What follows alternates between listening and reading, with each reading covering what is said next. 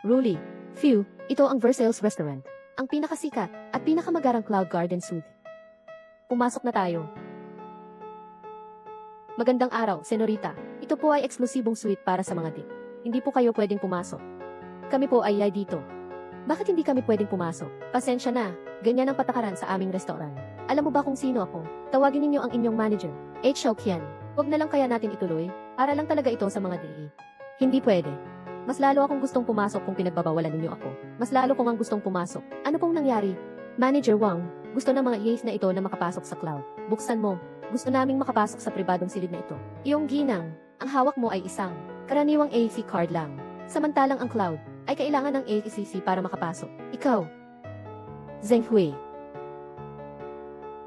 Linlin. Bingi ka ba? Bilisan ninyo at ayusin ninyo kami sa pribadong silid sa itaas. Ito naman pala. Pumasok po kayo. Hindi nga nagkamali. Napakagara talaga. Shoxy, hindi ko akalain na ang laki pala ng impluensya mo. Kaya pala nakakain tayo. Sa pribadong silid sa itaas ng ulap, marami ka pang hahangaan sa akin. Sa hinaharap. Ang galing talaga ni Ate Xiaoqian. Hindi tulad ng ibang tao. Sumasakay lang sa oportunidad.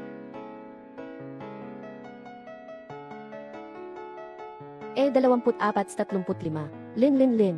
Ano ang gusto mo? Hindi kita bibigyan, apo. Bakit mo pa kaya kailangang paghirapan iyon? Lola, 19 anyos na po ako. Isang adulto na po ako. Malapit na ang kaarawan ni Zheng Hui. Gusto kong gamitin ang perang aking pinaghirapan. Bibilhan ko siya ng regalo. Si Papa at ang mga kuya ko. Napakahigpit nilang mag-alaga sa akin. Kung malalaman lang nila na palihim akong may boyfriend, magwawala talaga sila. Matatakot si Junhui.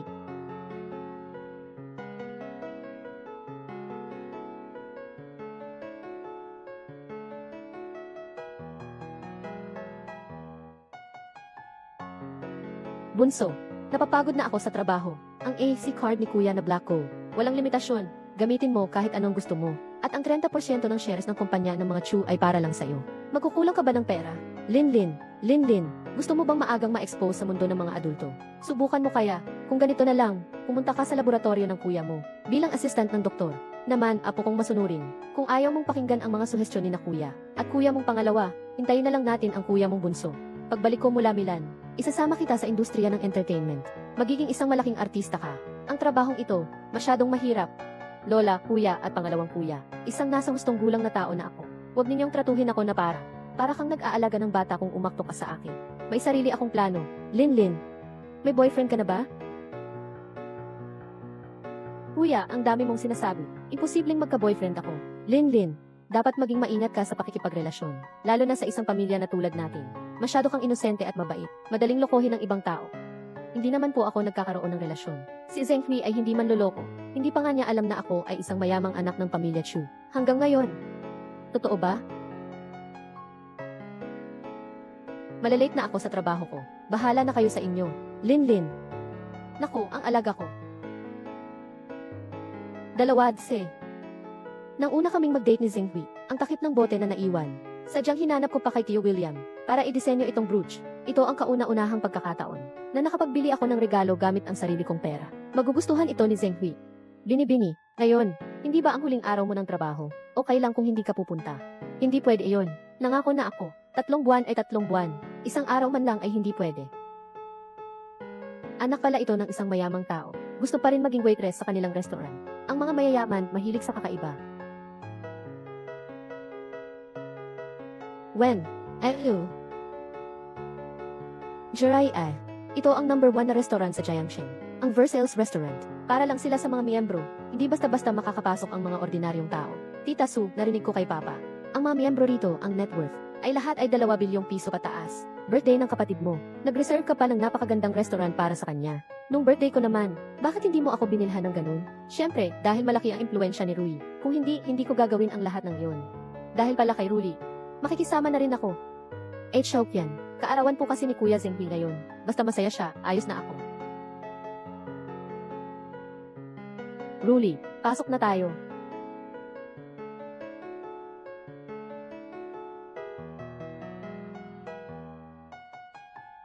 Yun ba ang girlfriend ni Kuya Zheng Hui? Bakit siya nagtatrabaho rito bilang waitress? Ang kasintahan ni Zheng Hui, impossible. Paano naman magkakaroon ang kapatid ko ng isang waitress na kasintahan? Totoo ang sinabi ni Ruli. Magandang araw po, Ginoo Binibini. Tawagin mo siya. Halika na, maglingkod ka. Pagdating-dating mo'y puro pahinga na. Linlin, ano nang ginagawa mo rito, waitress? Waitress, nagtratrabaho po ako rito. Nanay, siya ang aking kasintahan, si Chulin. Isa rin siyang kaklase ko noong kolehiyo. Siya ang aking ina, siya naman ang aking ate. Tita, magandang araw po, ate. Mayroon ka ng kasintahan? Bakit hindi mo sinabi sa akin? Nanay, plano ko sanang ipakilala na lang siya sa iyo mamaya, pagkatapos ng ilang panahon. Part-time lang si Linlin dito. Napakagaling niya. Nakakakuha siya ng scholarship kada taon. At saka, scholarship. Magkano kaya iyon? Sapat na kaya para makabili ako ng isang pares ng sapatos? Ang sapatos mong iyan ay galing pa noong nakaraang taon. Na hot culture. Ang presyo nito ay nasa pagitan ng 6 hanggang 80,000 piso. Ang scholarship ko sa isang taon ay 10,000 piso lang. Talagang hindi sapat para makabili ng isang pares ng sapatos mo. Hindi ko akalaing isang mahirap na estudyante ka pala. Ang dami mong alam sa mga mamahaling gamit. Pinagloloko mo ba ako? Pinabili mo ba iyan sa kapatid ko? Ano ba yung pinagsasabi mo? Wala, Linlin.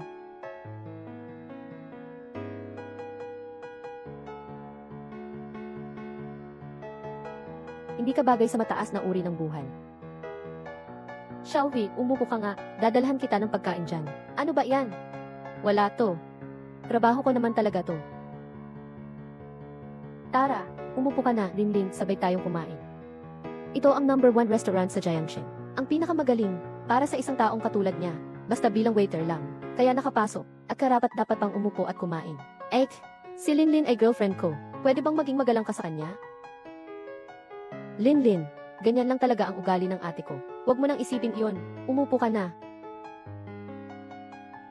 Napala, Zengti. Ito ang binili kong regalo sa iyong kaarawan. Buksan mo at tingnan mo. Hindi ba ito yung takip ng bote? Na naiwan noong una nating mag-date, ginawa mo itong brooch. Ang ganda. Wala man lang logo. Hindi ko rin alam kung saan. Galing iyang ukay-ukay na gamit. Hindi ukay-ukay yan. Ako mismo ang nagpagawa sa isang designer. Pagawa. Ikaw na isang waitress lang. Jiang, nakakabili pa rin naman ng mga bagay na customized. Ito ang regalo ni Linlin.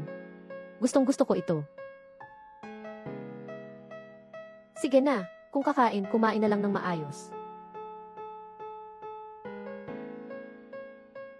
Hindi pa tayo nag-order ng alak. Ikaw na ang mag-order. Ipa-order mo siya. Marunong ba siyang pumili ng red wine? Nakalimutan ko na. Paniguradong ito ang unang beses mong kumain. Sa ganitong klaseng mamahaling restaurant, lahat ng nakasulat sa menu nila ay Francis. Karamihan ay hindi mo naman maiintindihan. Pati na ang presyo ng mga alak. Para hindi kita matakot, ako na lang ang gagawa. Waiter. Isang bote po ng pinakamahal ninyo. Ito rin ang madalas kong iniinom. Lowest Zwei. Nung nagkolehiyo pa lang ako, nagtrabaho na akong waiter. Kulang na lang ang perang iyan sa pamilya namin. Hindi naman kulang ang pera. Pero ayoko nang gumamit ng pera ng mga magulang ko. Malaki na ako. Kaya ko na ang sarili ko. Hinahangaan ko nga ang iyong pagiging independyente. Pero mahirap ang mag-isa. Walang matibay na suporta mula sa pamilya. Mahirap para sa isang tao na magtagumpay mag-isa. Naayos ko na ang mga plano para kay Zenghui. Ang landas na kanyang tatahakin. Pagkatapos niyang makapagtapos, pamamahalaan na niya ang kumpanya ng aming pamilya. Nanay, maaga pa naman ang graduation niya. Ilan ba kayo sa inyong pamilya? Ano ang trabaho niya? May maliit na negosyo ang tatay ko. Hiwalay na sina mama at papa. Guro siya, masasabi mo na. May lola ako sa bahay at 3 kuya. 3 kuya. Grebe. At marami silang inaalagaan. Pamilya kaming may isang magulang lang. Kaya pala nagtrabaho bilang waiter. Sanay na pala siyang maglingkod sa ibang tao. 3 kuya siya sa bahay.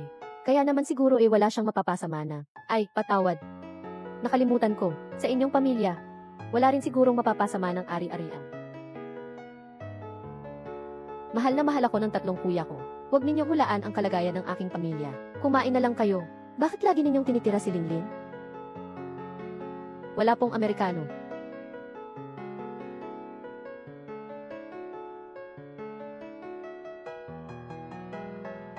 Anong nangyari sa iyo? Tita Su, ayos ka lang ba? Chulin, ano nang ginagawa mo? Ikaw ang nauna. Bakit ikaw pa ang nagrereklamo? Sige na, may pupuntahan pa ako mamaya. Sa hapunan sa pamilya Chu. Masyadong mahigpit sa asal ang panganay na anak ng mga Chu. Ang dumi-dumi ng damit ko. Paano ako pupunta? Pasensya na po, Tita Su. Hindi ko po sinasadya. Kasalanan ni Chulin. Sumulat, larawan. Para sa isang taong tulad ko, maraming paraan para malutas ang mga problema. Hindi ko talaga kailangan ang ganyang mga paraang hindi magandang iharap sa publiko. Tanggapin mo na ang katotohanan. Ikaw at kami, hindi naman talaga tayo nabibilang sa iisang mundo. Zheng Hui, intindihin mo, ano ba ang dapat mong hangarin sa iyong kinabukasan? Huwag mo nang hayaang paulit-ulit kitang paalalahanan. Umalis ka na. Ang mga taong hindi pa nakakasampa sa entablado lang ang nangangailangan ng entablado. Tita, ang mga taong may tunay na pagpapalaki ay hindi basta-basta nangingialam sa taos pusong damdamin ng iba. Salamat po sa inyong pagtanggap. Babalik po kami ni Zheng Hui para dalawin kayo. Mag-ingat po kayo sa paglalakbay. Sige po, Binibining Xiao. Ang pinakamahal na alak sa Brussels. Hindi ang Louis Zwei, kundi ang alak mula sa Bordeaux, Pransya. Ang Cheikyu Mouton Rothschild 1972.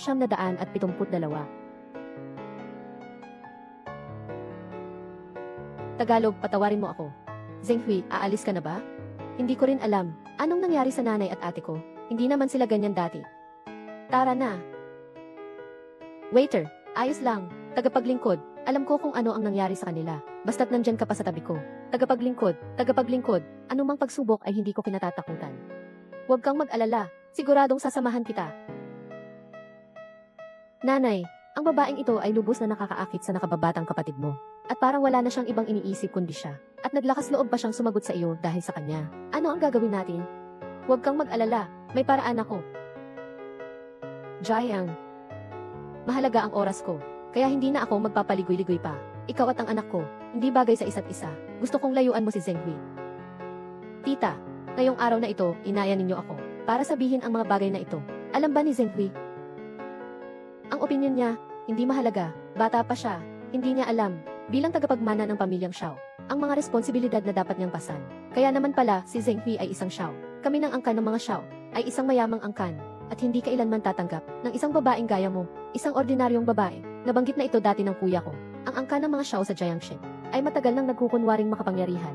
Hindi naman talaga sila tunay na mayamang angkan. Pinili ko na para sa kanya, isang babae rin mula sa mayamang angkan ng Jiang City, ang nag-iisang anak na babae ng pamilya Jiang. Si Jiang Ruli. Pag-uusapan natin ang angkan, ang ganda, at ang edukasyon. Wala sa'yo ang makakapareho nila. 50,000 dolyar to. Payo ko sa'yo. Huwag kang mangarap ng gising. Kunin mo na ang perang to, at umalis ka na sa Zheng Hui. Kundi, sisirain ko ang pangalan mo. Hindi sapat. 1,000,000, sapat na ba? Ito na marahil ang pinakamaraming pera na nakita mo sa buong buhay mo. Tita, alam mo lang ba, ang bumili ng tao gamit ang pera. Mga taong katulad ninyo, dapat ba nating ipagpasalamat na binabagsakan ko kayo ng pera? Sa iyong palagay pala, ang kaligayahan ng anak mo ay 1,000,000 lang ang halaga? Mahal ko si Zheng Hui. Tinatanggihan ko ang walang katwiran mong kahilingan. Mura ang pag-ibig ng mga kabataan. Hindi naman talaga kayo magkasama sa mundo. Ang pamilya mo ay hindi karapat-dapat sa aming pamilyang Xiao. Tapos alam mo ba kung ano ang kalagayan ng aking pamilya? Sa tingin ko hindi na kailangang malaman yan. Hindi ba sinabi sa iyo ni Zheng Hui, malapit na siyang mag-aral sa ibang bansa? Kung mahal ka niya talaga, iiwan ka ba niya? Linlin, mag-aaral ka ba sa ibang bansa? Alam mo na pala. Bakit hindi mo sinabi sa akin? Sa totoo lang, una pa lang ay gusto ko na ang sinabi ko sa iyo, pero natatakot akong tututol ka. Alam mo naman, ang kursong biomedicine ay pag-aaralan lang sa ibang bansa. Paano naman kita tututulan? Susuportahan kita, syempre. Mahalaga ito sa iyo. Dapat mo sana akong sinabihan. Pasensya na. Natakot lang ako noon na baka kamuhian ni Papa si Zheng Hui. Mabuti na lang at si Zheng Hui ay masipag. Basta't makatapos siya ng pag-aaral at makauwi na. Hindi na siguro si Papa tututol, diba? Nangangako ako. Pagkatapos kong mag-aral sa ibang bansa, nag-aral lang ako ng nag-aral. Hindi ako nakikipag-ugnayan sa kahit sinong babae. Pagka-graduate ko at pag-uwi ko sa bansa, ipapakasal na ako sa iyo. CJ, ihintayin kita. Zheng Hui.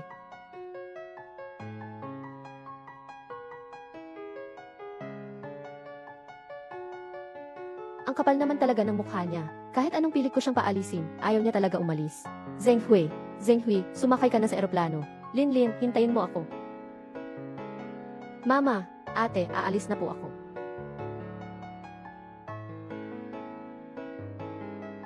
Umalis na si Zheng Hui. Sa pag-alis niya, 4 na taon lang. Imposibleng mangyari sa inyo. Naniniwala ako kay Zheng Hui. Huwag kang magmalaki. Tingnan mo ang sarili mo. Ano ba ang estado mo? Isang waiter lang at umaasa pang umakyat sa mataas na posisyon. Pangarap lang yan. Chu Yeming.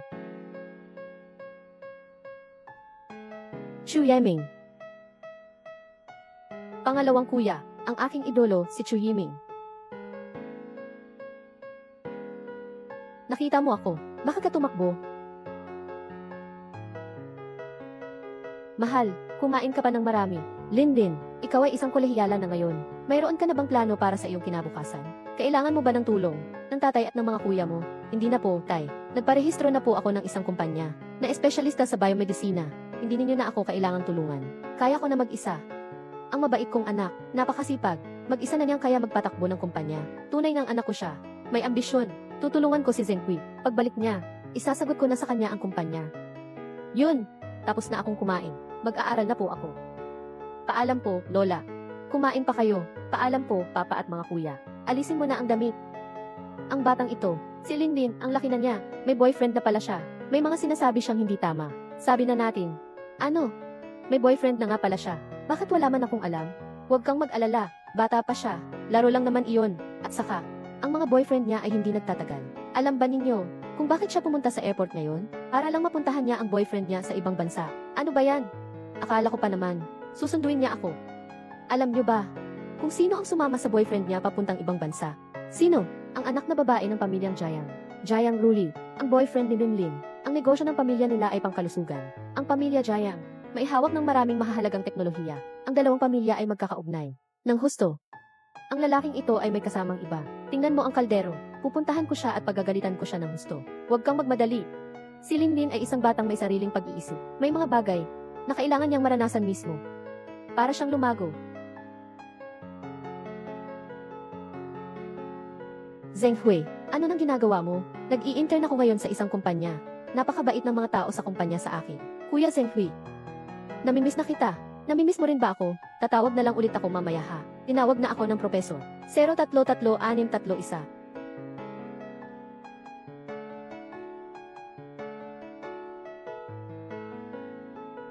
Director Chu. Sa loob ng 4 na taon, itinago ko kay Zheng Hui na itinatag ko ang Zhenglin Pharmaceutical at siya ay naging punong manggagamot ng California Biological Laboratory. Dahil dito, tiyak na tatanggapin na siya ng tatay ko at ng mga kapatid ko. Inimbitahan ko na ang pamilya ko na maging mga ninong at ninang sa kasal namin. Zheng Hui, ngayong gabi ko sasabihin sa iyo ng formal ang tunay kong pagkatao.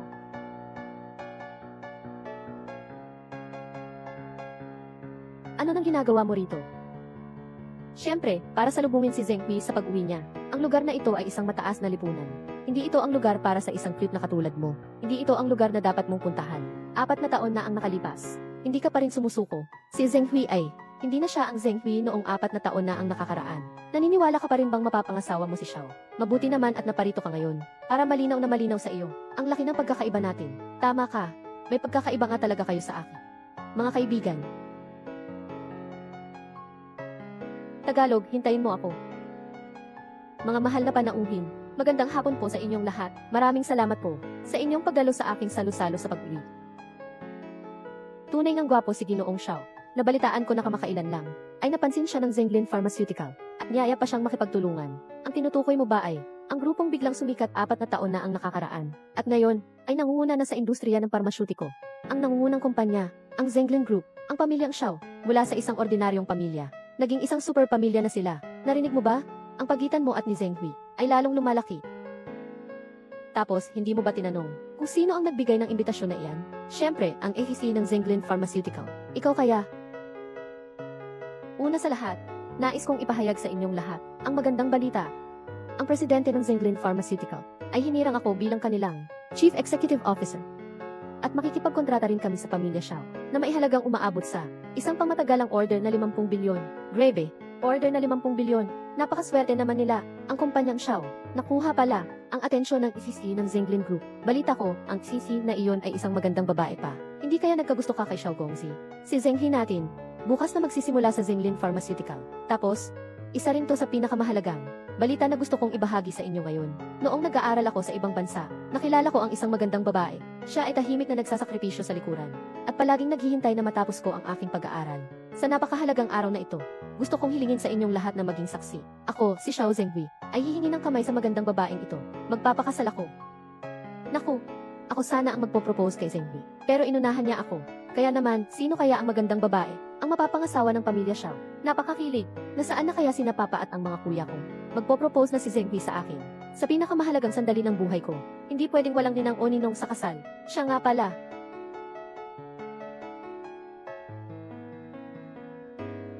Ang anak ng mayamang pamilya Gayang. Ang aking mahal. Jayang Ruli. Ang aking mahal, Jayang Ruli. Linlin, pagkatapos kong makapagtapos at makauwi, ikakasal na tayo. Ang mapapangasawa pala ng anak ni A. Xiao ay ang anak na babae ng mga Jayang. Bagay na bagay nga sila, hindi lang nila pinirmahan ang kontrata ang mga Xiao, kundi nakipagtuluyan pa sila sa mga Jayang. Magiging napaka-successful na ang mga Xiao. Zheng Hui.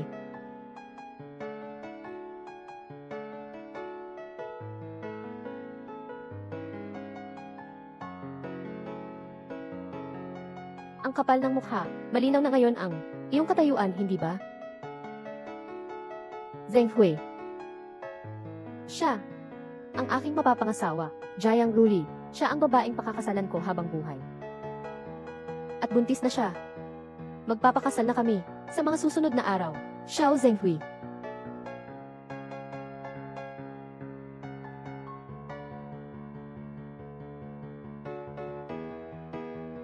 Ngayon, si Linlin, ang kusang nag-imbita sa atin sa kanyang salusalo. Wala akong pakialam kung anumang ginagawa ninyo. Iwanan mo na lahat yan. Dapat nasa oras ako. Si Linlin ang aking pinakamamahal na anak na babae. Paano naman ako hindi pupunta? Hindi na po kailangan pang sabihin.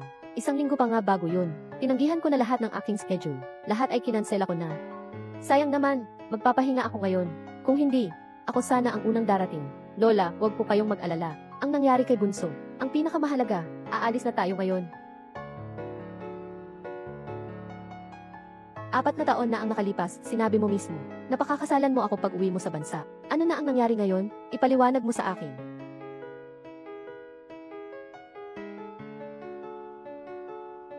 Chulin, aminin ko, mali ang ginawa ko.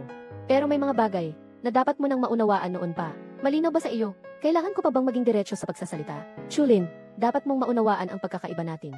Mula sa pinagmulan, sa background, o maging sa aking kasalukuyang katayuan. Magkaiba tayo ng gusto. Kaya pala, hindi ba? Chulin, hindi ko inaasahan na ganyan ka pa rin ka-inosente. Ako, si Xiao Zhenghui, ang tagapagmana na ngayon ng Xiao Corporation. At saka, naisama pa sa mga inimbitahan ng Zhenglin Pharmaceutical. Meron pa tayong 50 bilyong order. At si Ruli, siya ang anak na babae ng may-ari ng Giant Group. Isang babae lamang na tulad niya, ang karapat-dapat na makasama ko habang buhay. Ang ibig mong sabihin, ay hindi ako karapat-dapat sa iyo. Alam mo ba, sino ba talaga ang hindi karapat-dapat sa isa't isa? Ikaw ang hindi karapat-dapat. Ako, ang pinakaangkop para kay Kuya Zhenghui. Kung mahal mo talaga ako, dapat mo akong intindihin at suportahan. Ngayon na nga inag-aaway na tayo. Walang magandang mapapala ang sinuman sa inyo. Sige na. Umalis na kayo. Binanggit ko na sa iyo noon pa, Binibining Chu. Ikaw at si Zhenghui, ang inyong mga kalagayan ay hindi magkatugma. Walang pag-asa ang inyong relasyon. Isang hamak na katulong lamang siya. Gusto ko ring umakyat sa mataas na posisyon at maging isang prominenteng tao. Umalis ka na. Huwag mo nang kulitin ang kapatid ko. Kung mananatili ka, makikilahok ka sa handaan. Kung gayon, lubos ka naming tinatanggap. Ngunit kung magpapakita ka pa ng katigasan ng ulo, huwag mo nang sisihin ang aking pagbabago ng pakikitungo sa iyo. Hayop! Alam mo ba ang lahat ng sakripisyo ko para sa iyo sa mga nakaraang taon? Alam mo ba kung ano ang ginawa ko para sa iyo? Narinig ko na. Sa loob ng 4 na taon, nagtayo ka ng kumpanya para sa akin. Napakalaki ng pasasalamat ko. Pero sayang naman, ang ganitong maliit na kumpanya, walang tulong sa akin yan.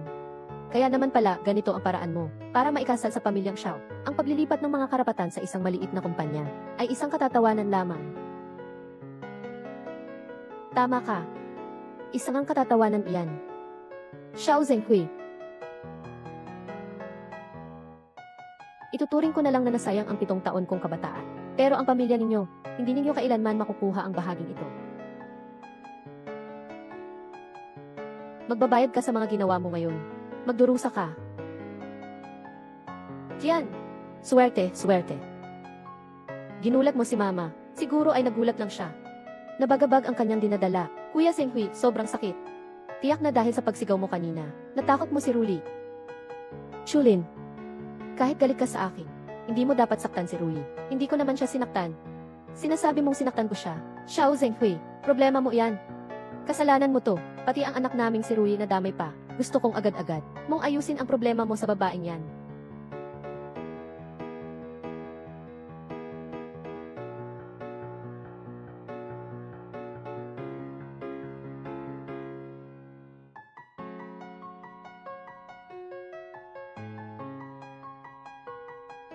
Nilalait ninyo ako.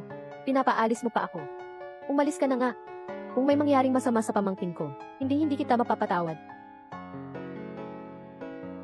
Aba, binugbog mo ako. Tama na. Hindi ito ang lugar para manggulo ka. Ikaw naman ang may kasalanan.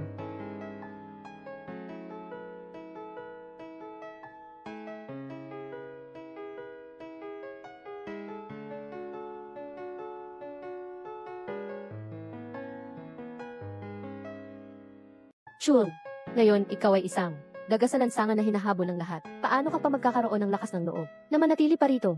Kayong lahat ay magsisisi sa inyong ginawa ngayon. Magbabayad ka rin. Isang taong tulad mo na umaasa sa kapangyarihan ng iba at mapagpanggap. Dapat mong matutunan ang leksyon mo. Umalis ka na rito. Umalis ka na. Huwag mong sirain ang magandang araw ng pag-iisang dibdib ng anak ko. Umalis ka na. Umalis ka na. Umalis ka na. Umalis ka na.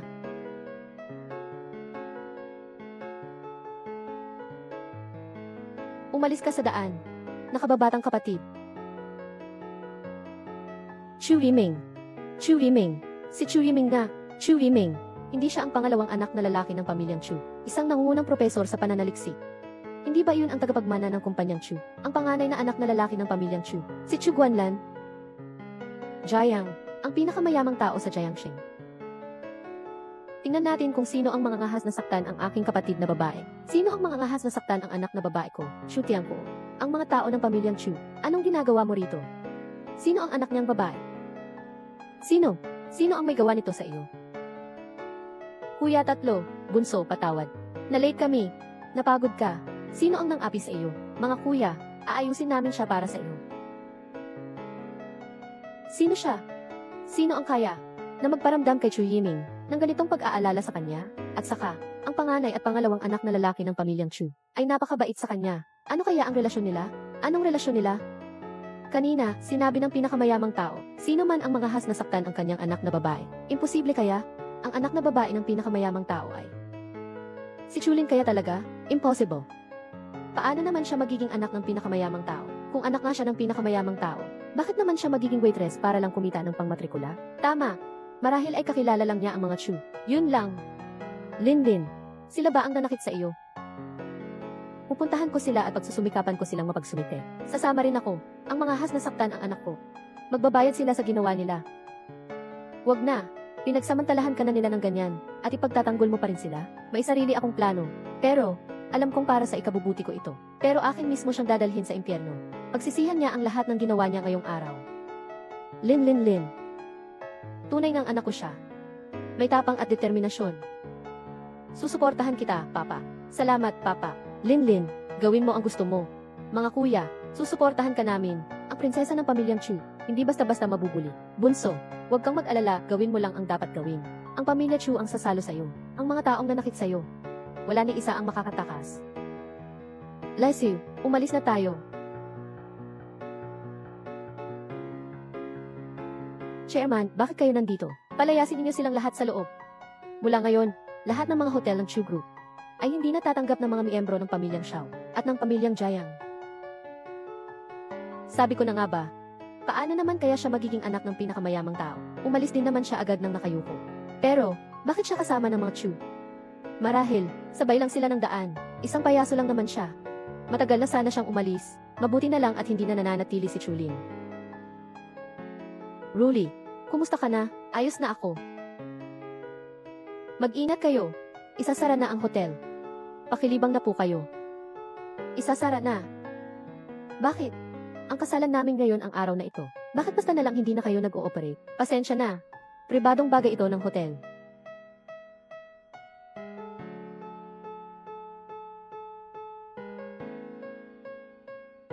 Bakit kayo nandito sa kwarto ko?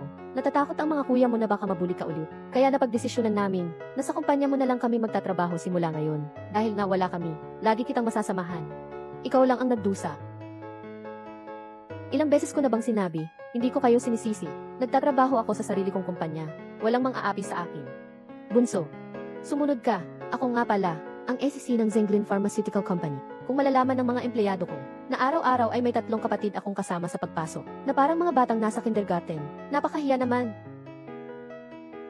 Kaya, kaming 3, susunod-sunod kayong magtatrabaho sa kumpanya mo. O ay, huwag ninyo akong guluhin, lalo na ikaw, pangatlo mong kapatid. Ikaw na malaking artista, kapag pumunta ka sa kumpanya namin, magtatrabaho pa kaya ang mga empleyado? Ganon? Ikaw ang bahala ngayon, pangalawang kuya. Uy, huwag mo naman akong guluhin. May importante akong kontratang pipirmahan ngayon. Mauuna na ako. Sayawlin. Sozong, magandang umaga po. Dumating na ang mga tao mula sa Sushi Pharmaceutical. Sasama ka ba sa akin? Una ka nang umakyat kay Ian Fixu para pag-usapan natin ang mga tuntunin ng ating pakikipagtulungan. CJ, may pupuntahan lang muna ako saglit sa lobby. Matagal ka na ring hindi nakakapunta rito. Baka hindi ka nakilala ng mga tao sa kumpanya. Ayos lang, umakyat ka na muna. Susunod na ako. Are, ito na ang Zenglin Pharmaceutical. Dito, ang pinakamagaling sa buong bansa na kumpanya ng Biopharmaceutical. Ako si Xiao Zenghui. Malapit ka nang maging CEO na rito sa Zenglin Pharmaceutical. Isinaayos na namin ang iyong inaugurasyon. Tiyak na magiging maringal iyon. Magpakita ka ng magandang asal mamaya sa harap ng mga empleyado para magkaroon ka ng magandang imahe bilang leader. Chulin, ano nang ginagawa mo rito? Talagang makulit ka. Chulin, may lakas ka pa palang loob na sundan kami rito. Tingnan natin kung hindi ka pa rin nakaka-move on kay Zenghui. Hayan, kawawa naman kayo. Pampublikong lugar ito. Hindi naman ito bahay ninyo. Bakit hindi ako pwedeng makarito? Ang ating si Zenghui, malapit nang maupo, bilang sisi ng Zenglin Pharmaceutical. Sa hinaharap, ang buong Zenglin Pharmaceutical ay nasa ilalim ng pamamahala ni Zenghui. Saang batayan mo naman nasabi na si Xiao Zenghui ang magiging ang presidente ng Zenglin Pharmaceutical, ang personal na nagpadala ng imbitasyon. Lubos ang pagpapahalaga niya kay Zenghui. Wala akong pakialam kung nagpapanggap ka lang na nagkataon. Magtrabaho ka na lang dito. Sasabihin ko sa iyo, ako si Xiao Zenghui, ay isang taong hindi mo kailanman maaabot. Itigil mo na ang masasamang balak mo. Baka gusto mong mawala sa Jiang Cheng. Sige na. Huwag mo na siyang kausapin. Huwag mong sayangin ang oras ng iyong pagsisimula.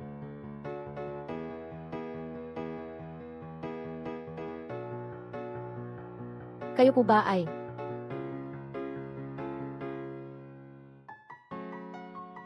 ikaw po ba ang malapit ng manungkulan sa aming kumpanya bilang punong ekutibo, si Inui Xiao Zenghui? Narinig ko pong pinahahalagahan siya ng presidente. Kailangan kong makipagkaibigan sa kanya.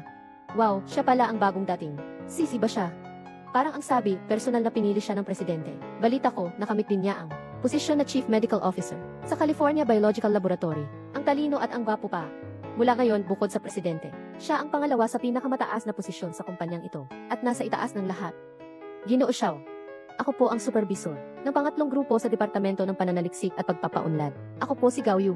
Tawagin niyo na lang po akong Xiao Gao. Ginoo Xiao, Director Xiao, ako po si Xiao Tang. Director Xiao. Director Xiao, narinig ko pong kayo ang personal na pinili ng Siguradong napakagusto po sa inyo ng Ano po, maaari po ba ninyong ituro sa amin kung paano po makukuha ang pagkagusto ng Hindi ko rin alam kung bakit ako nagustuhan ng Hindi pa nga kami nagkikita. Gusto ako ng Siyempre, dahil sa husay ko. Ang galing talaga ni Ji Xiao, base sa kakayahan. Nilagdaan na ba ng ang appointment letter? Ganon kadali ang gusto mong maging Xiao. Sino to? Sino ka ba? Wala kang karapatang makialam dito. Hindi ka pa ba titigil? Bakit ka pa sumusunod dito? Chulin, hindi ito lugar na pwede mong magwala.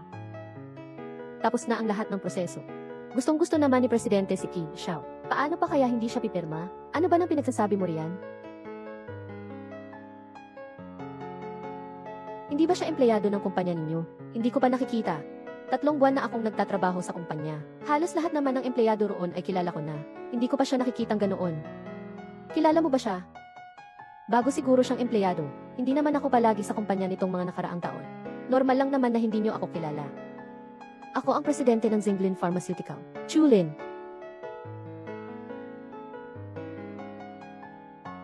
Chulin. Ganun ba kalawang kasinungalingan ang kaya mong imbento? 4 na taon na tayong hindi nagkikita. Ang laki na ng pinagbago mo. Mas lalo ka pang sumama ng ugali kaysa noon.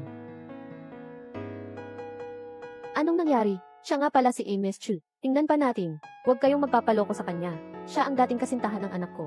Dahil ayaw niyang makipaghiwalay, kaya siya sumusunod at gumagawa ng gulo. Saan man pumunta si Zheng Hui, sumusunod ka. Ang kapal naman ng mukha mo. Magka-engage na kami. Kaya tigilan mo na ang iyong kahalayan at ang pagiging kabit. Sino ang pangatlo? Ang sarili mo ang nakakaalam niyan. Ikaw, ang Zhenglin Group ay akin mismo ang nagtatag. Pinagsisisihan ko talaga na binigyan kita ng imbitasyon noon. Ngayon, ibabawi ko na ang aking paghirang sa iyo. Xiao Zhenghui, hindi ka karapat-dapat. Magpanggap na SEC ng Zhenglin Group. At hindi rin kayo welcome sa Zhenglin Pharmaceutical. Umalis na kayo. Chulin, nababaliw ka na ba? Nangangarap ka lang ba? Sinasabi mong ikaw ang presidente ng Zhenglin Pharmaceutical. Pero sino sa mga empleyadong narito ang kilala ka? Hindi naman sa pagkilala. Ikaw lang naman. Ang panggastos mo sa kolehiyo ay pawang galing sa iyong pinaghirapan. Kaya mo bang maitayo ang isang kumpanyang kagaya ng napakataas na antas na Zhenglin? Zhenghui, huwag mo na siyang kausapin pa. Chulin, umalis na kayo kung ayaw niyong mapahamak. Huwag ninyo akong pilitin at tawagan ang mga gwardiya. Akin ang lugar na ito. Kayo ang dapat umalis. Ngayon na, tatawagan ko na kayo at palalayasin. Tama na, huwag ka nang magpanggap. Sinasabi mong ikaw ang siki ng kumpanya namin. Paano mo naman iyon mapapatunayan? Teka, parang mayroon akong larawan ni Shihichu dito.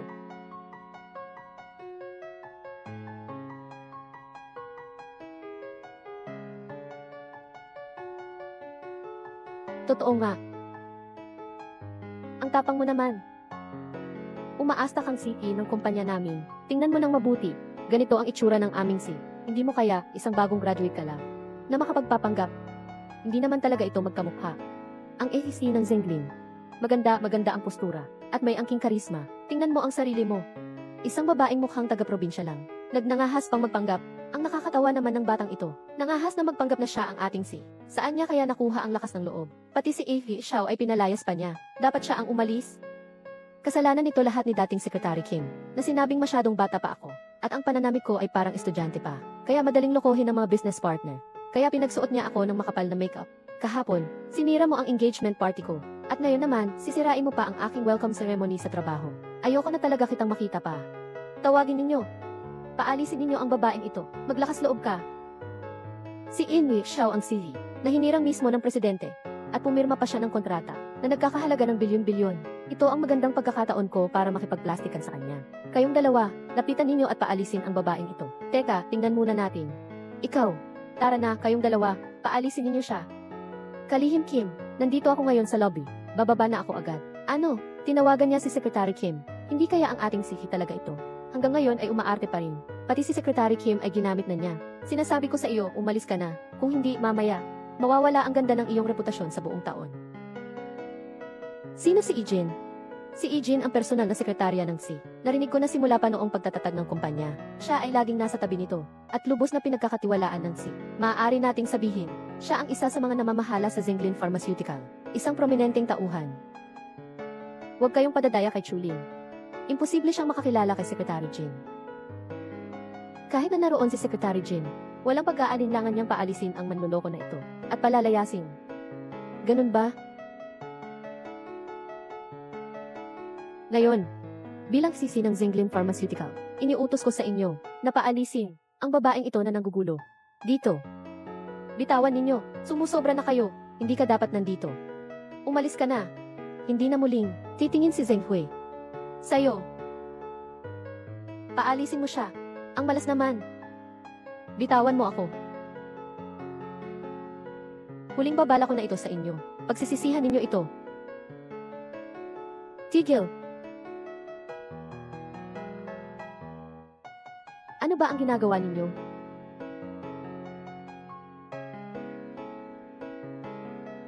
Sekretarya Kim, ang babaeng ito ay nagpapanggap na isi. Ginugulo ang kaayusan ng kumpanya, kaya dapat siyang paalisin.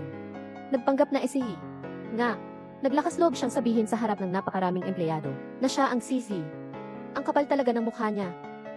Salamat kay Si Xiao, agad na nabunyag ang pagpapanggap niya. Si Xiao, magandang umaga po, Ginang Ginoong Kim. Ako po ang bagong Chief Executive Officer na dumating ngayon. Xiao Zhenghui. Palayasin siya.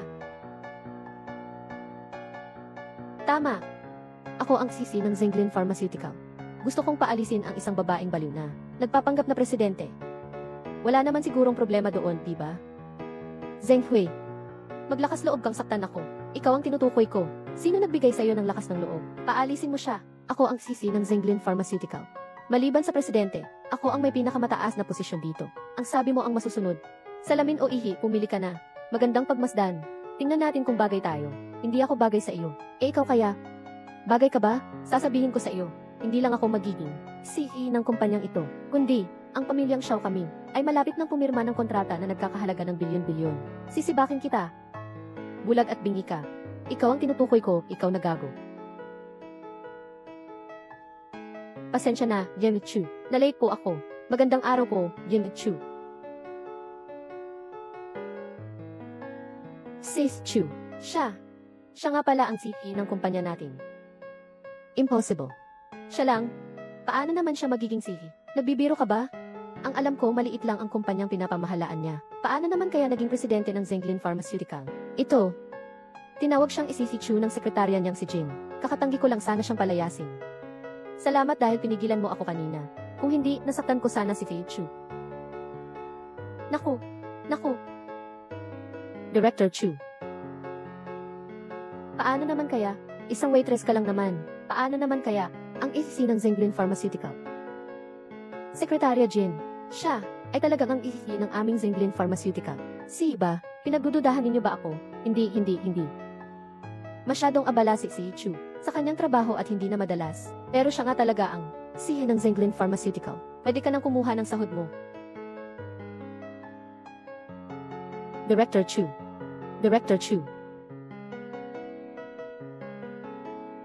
Lin. Ikaw nga pala ang isisi ng Zenglin Pharmaceutical. Sa wakas ay tinanggap mo na ang katotohanan. Isang simpleng waiter na walang kapangyarihan. Paano mo nagawa sa loob ng 4 na taon na may tatag ang Zenglin Pharmaceutical? Paano? Nasa harapan na ang katotohanan. Ayaw mo pa ring aminin? Bakit ang kumpanya mo pa? Paano naman naging ganito kaswerte ang mundo? Wala talagang ganito kaswerteng pangyayari sa mundo. Ang dahilan kung bakit Zenglin ang pangalan ng Zenglin Pharmaceutical ay galing sa pangalan ko at ni Xiao Zhenghui. Tigilan na natin yan. Ang propesyon ni Xiao Zhenghui ay biomedicine nga. Kaya 4 na taon na ang nakakaraan. Itinatag ko ang Zenglin Pharmaceutical. Kaya pala, ang kumpanyang itinatag mo ay para sa akin. Natatakot ako na masyadong malaki ang pagkakaiba ng ating mga pinagmulan. Kaya sa loob ng 4 na taon, ginawa ko ang lahat para maging pinakamalakas ang Zenglin Pharmaceutical sa buong bansa. Para lang sa pag-uwi mo at matapos ang pag-aaral mo. Maibigay ko ito sa iyo, para tanggapin na tayo ng pamilya ko, at hindi na nila tayo tutulan. Hindi ko inaasahan ang aking mabuting intensyon. Sa huli ay nasayang din. Ibinigay mo sa akin. Balak mo sanang ibigay sa akin ang Zenglin Pharmaceutical. Ngunit nagpapasalamat ako na hindi mo ginawa. Hindi ba't hinahamak mo ang maliit na kumpanyang ito? Hindi. Nang araw na iyon, ang dokumento ng paglilipat ng iyong ibinigay na bahagi sa akin ay... Sa wakas naalala ko na, hindi ba sinabi ng nanay mo na ang dokumentong iyon ng paglilipat ng bahagi ay isang biro? Ako. Sinabi ko na, sisiguradong magsisisi kayong lahat. Xiao Zhenghui. Ituturing ko na lang na nasayang ang 7 taon kong kabataan. Pero ang pamilya ninyo ay hindi na kailanman makakakuha ng bahaging ito. Magbabayad ka rin sa ginawa mo ngayon. Maghihirap ka rin dahil dito. Lin. Hindi ko talaga inaasahan. Ang ibinigay mong parte sa akin ay sa Zenglin Pharmaceutical. Ako. Mukhang, ikaw ay nagsisisi na. Ako. Medyo nagsisisi nga ako. Hindi ko alam na ginawa mo ang lahat ng ito para sa akin. Kung hindi, imposibleng mangyari ito. Xiao Zhenghui. Lin. Kung gayon, bigyan mo pa ako ng isang pagkakataon. Graduado ako sa California Laboratory. Walang sinuman sa bansa ang mayroong ganoong antas ng edukasyon na taglay ko. Sa tingin mo kaya, huli na ang pagsisisi ngayon. Buti nga sa iyo. Lin, nasabi ko na. Sinabi ko na papasok ako sa Zenglin Pharmaceutical. Bilang kanilang Chief Executive Officer, alam na ito ng mga kamag-anak at kaibigan ko. Ganito ka ngayon. Hindi mo dapat sirain ang aking kinabukasan. Hindi ko sinira ang iyong kinabukasan. Ikaw mismo, ang sumira sa iyong kinabukasan. Dati, ang Zenglin Pharmaceutical ay atin. Akala ko dati ay ibibigay ni Ms. Chu ang Zenglin Pharmaceutical sa lalaking iyan. Nawalan na ng lahat. Walang natira. Sayang naman. Ito ay pagkawala ng mahigit 100 bilyon. Lin, maaari mo bang bigyan ako ng isa pang pagkakataon? Isipin mo na lang ang 7 taon nating pagsasama. Tama na. Ayoko nang magsalita pa sa iyo kahit isang salita. Isang taong tulad mo na walang paninindigan at makasarili. Naalala ko pa ang mga panahong tayo'y magkasama. Nasisiraan na ako ng tiyan. Zheng Hui, hindi mo na kailangang suyuin siya. Ang pinsan kong babae ay ang general manager ng Sushi Pharmaceutical. Susuyuin ko ang pinsan kong babae at makakakuha ka rin ng magandang trabaho. Lin Lin, ako, security guard. Palayasin ninyo sila. Ano ba nang ginagawa ninyo? Magpakita kayo ng respeto. Tigilan ninyo iyan.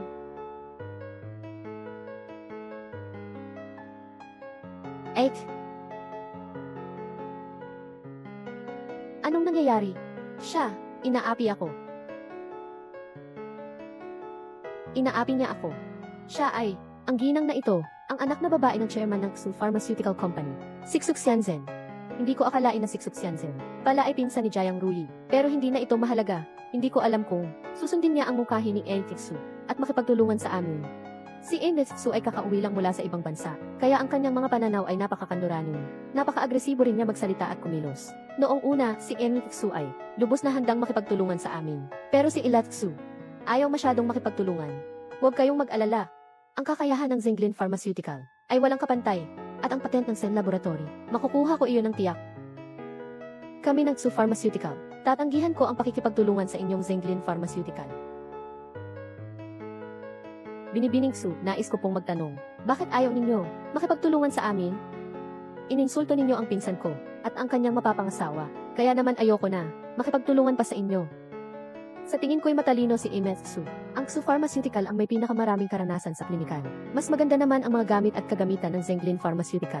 Ang pagtutulungan natin ay magiging isang malakas na pagsasama. Ang patent ng Sen Laboratory ay kailangan nating makuha. Sa pakikipagsapalaran sa Xu Pharmaceutical, makukuha ninyo ang patent ng Sen Laboratory. Wala yan sa Sushi Pharmaceutical. Kayong Zhenglin Pharmaceutical, ano ba kayo?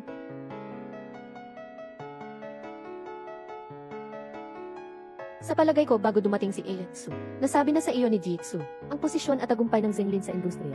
Sana, Eng Tixu, huwag kang magmadaling humusga bago ako pumunta rito. Paulit-ulit na sinasabi sa akin ang tatay ko kung gaano kakagaling. Ngunit ngayon ko nakita, ganito lang pala. Sasabihin ko sa iyo, may sarili akong pagsusuri. Hindi pa oras para mangaral ka rito. Binibining Xu, ang pakikipagtulungang ito ay kusang iminungkahi ni Eng Tixu. Sana'y maalis mo na ang iyong pagkiling sa akin at pag-aralan mong mabuti ang proyektong ito. Magtatagumpay tayong dalawa sa pakikipagtulungan. Phew, wag mo akong lokohin gamit ang pangalan ni Papa. Ngayon, ang buong Sushi Pharmaceutical ay nasa ilalim ng aking pamamahala. Kung sinabi kong ayaw kong makipagtulungan. Binibining Xu, ang proyektong ito ay matagal ko nang hinahawakan. At alam ko na, gaanong pagod at pagsisikap ang inilaan ni Chairman Xu. Dapat mong pag-isipan mabuti iyan. Kung gayon, sasabihin ko na sa iyo, ang hangad ng Sushi Pharmaceutical ay mataas na tubo at malaking kita. Kayo bang Zhenglin Pharmaceutical ay handang magpababa ng presyo at maging kawawa? Ayaw naman namin. Hindi ko inaasahan, Binibining Xu. Ganito pala ang iniisip ninyo, para mas maraming ordinaryong tao ang makagamit ng gene therapy injection at mailigtas ang mas maraming pasyente. Hindi ba maganda iyon? Isang negosyante ako. Hindi isang santo. Isang injection ng gene therapy sa Amerika. Maaaring kumita ng milyon-milyon hanggang 10-10 milyon. Ang industriya ng biomedicine ay kumikita ng malaki. Gusto ko ring magkaroon sa Pilipinas ng ganitong napakikinabangang negosyo. May tapang ka pala. Tulad ng sa Amerika, ang paraan ng paggamot ay para lang sa mayayaman. Sa Jiangsheng, hindi karapat-dapat na ipagmalaki. Ako ay nagtapos ng doktorado sa pananalapi mula sa Evergreen State University sa Estados Unidos. At mayroon din akong master's degree sa medisina bilang minor. Mas nakakaalam ako sa medisina kaysa sa iyo. Kayo namang mga nagtapos sa mga walang kwentang universidad. Mga walang silbi. Aba, umaasa ka bang mapapantayan mo ako? May mga taong akala nila, dahil nagtayo sila ng kumpanya, maaari na nilang yurakan ang lahat. Mukhang, Binibining Xu, ayaw mo na talaga akong makasama sa negosyo. Alam ba ni Xu ang iyong desisyon? Ang desisyon mo, Binibining Xu. Sasabihin ko ulit sa iyo. Ang kumpanya ko, ako ang masusunod. Ang pananaliksik at pagpapaunlad ng mga gamot ay nangangailangan ng malaking puhunan. Malaki ang gastos at mahaba ang panahon bago kumita. Minsan naman, aabot pa ng ilang dekada ang pananaliksik. Wala kaming kinikitang pera. Napakahirap ng paggawa namin para maimbento ang isang epektibong gamot na iniksyon. Karapat-dapat namin kitain ang perang iyan. Walang problema ang kumita ng pera. Pero dapat may konsensya tayo. Ang paggamot na yun sa kanser at sa mga sakit na namamana ay napakamahal. Hindi kayang bayaran ng karaniwang tao. Ang dapat nating gawin ay ibaba ang presyo ng iniksyon para maabot ang mas maraming karaniwang tao. Akala mo naman anghel ka. Isang iniksyon ng gene, hindi ganoon kadaling magawa at masolusyonan. Hindi sana gaanong marami ang mga laboratoryong Magsasara, ibig sabihin, sa kakayahan mo lang, hindi ka man lang karapat-dapat magbuhat ng sapatos ng pinsan ko. Kung sakaling makipag-partner ang pinsan ko sa kumpanya ninyo, tiyak na malulugi kayo ng gusto. Wala na akong gana pang makipagtalo sa iyo. Tara na. Su, para kay Chairman Su. Isasabi ko na lang ulit ito sa huling pagkakataon. Kung hindi kayo makikipagtulungan sa Zinglin Pharmaceutical, ang patent ng Sen Laboratory, ay tiyak na hindi ninyo makukuha. Swerte. Pinagbabantaan mo pa ako. Sasabihin ko sa iyo, hindi lang ako makikipagtulungan sa Zinglin Pharmaceutical. Sisiguraduhin ko pang maalis ka sa industriya ng biomedicine. Chulin, malapit na ang inyong Zinglin Pharmaceutical. Ay wala nang magiging halaga. Ano ang ibig mong sabihin? Bahala na, ate. Huwag na natin siyang pakialaman. Bukas malalaman mo na kung gaano kasakit ang iyong kamatayan. Enetsu, kung makalabas ka pa sa pintuang ito ngayon, wala ka ng ibang pagkakataon. Mayamang karanasan sa klinikal sa bansa, at saka ang Zoo Pharmaceutical. Pakikontak mo naman si Amy Zhu. CJ. Yung babaeng si Chulin, sabi niya magsisisi ka daw. Nakakatawa naman. Magsisisi. Sino ba siya? Tingin ko siya ang magsisisi. Tingnan mo kung paano kami pinahirapan ni Chulin at ni Zhenghui. Nang sobra. Sa hinaharap, tayo'y magiging katatawanan sa industriya. Sana matulungan mo kami. Magkakapamilya naman tayo. Hindi ka pwedeng maging manonood lang. Si Zhenghui ay ang punong medical officer ng California Biological Laboratory. Ang kanyang kakayahan, tiyak na makakatulong ito sa iyo. Napakagaling ni Zhenghui. Sa hinaharap tayo ay mas marami pang kakailanganin ng tulong ni ate. Huwag kang mag-alala. Sa pagpupulong para sa pangangalap ng puhunan ng Sen Laboratory bukas, sisirain ko ang kanyang peking pagkatao. Siya at ang kanyang Zinglin Enterprise, wala silang halaga. Itay, bakit ka nandito? Xianzhen, pumunta ka sa Zinglin Pharmaceutical. Kumusta na ang pinag-usapan nating pakikipagtulungan? Tay, Papa, huwag po kayong mag-alala. Alam ko po ang gagawin ko. Ang pagkakataong makipagtulungan sa Zinglin Pharmaceutical, dapat nating makuha. Huwag nating hayaang maagaw ito ng iba. Swerte. Anong maganda sa pagsira ng pakikipagtulungan? Hindi ko talaga alam kung anong uri ng imahika ang ibinigay sa iyo ni Miss Chu. Ano nang pinagsasabi mo? Swerte. Swerte. Swerte.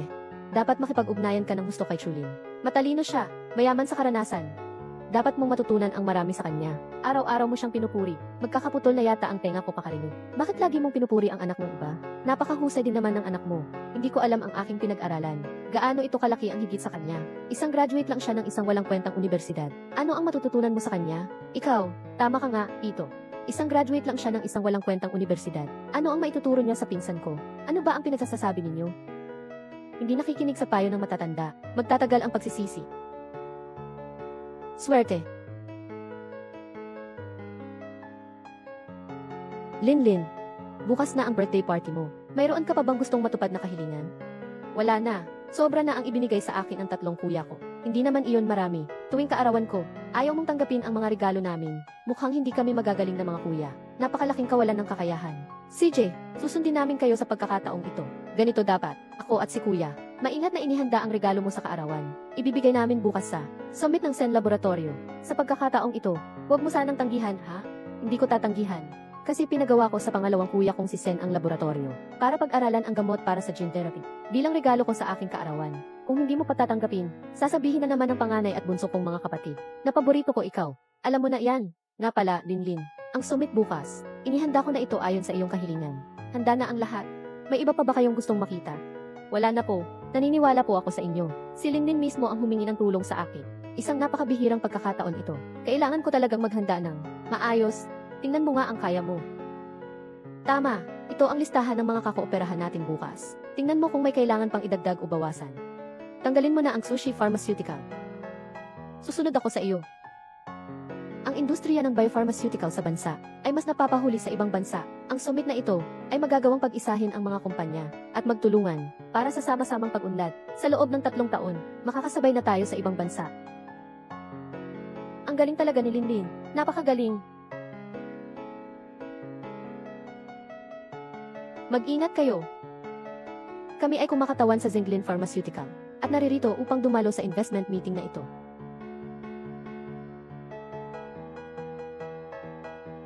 Alam ko, kami naman, bilang kinatawan ng Zoo Pharmaceutical, ay pipigilan kayong makapasok. Ang summit na ito ngayon, hindi ninyo kinalulugdan ang Zinglin Group. Ano ang ibig ninyong sabihin? Mga mahahalagang panauhin kami. Hindi na kayo.